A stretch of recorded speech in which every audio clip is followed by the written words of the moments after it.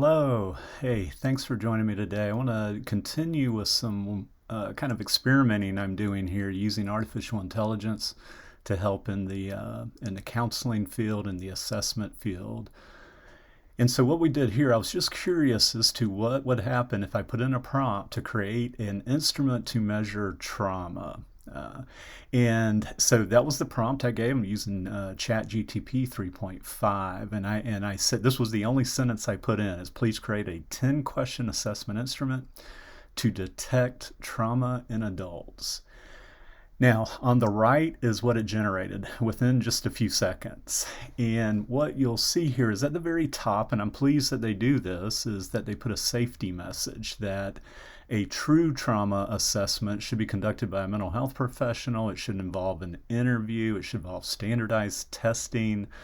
Perhaps there's even a medical evaluation. They don't say that here. So we do have a safety statement, and it's actually, I didn't put it on this, but they bookend it. So you've got a safety statement right at the beginning and also at the end.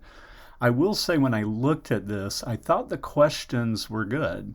Now, again, this would strictly be something that would be used perhaps, I would prefer to use this in an interview style so that we could have discussion about each question with a client. And that this wouldn't just be a paper pencil type of thing that they answer and then we're just kind of left with some type of result, which is why there was some formatting issues here. I'm not really concerned about that. But for instance, have you experienced any distressing or frightening events in your life that continue to affect you? If that's yes, then we continue to process it. Now, you go through the rest of these, and I think they're fairly salient questions to ask and could give good indication of somebody who's experienced trauma in their lives, and then hopefully we can process that. So I won't go through all of them, but the second question, how often do you experience intrusive memories, flashbacks, or nightmares related to past events? Okay, this is a good question.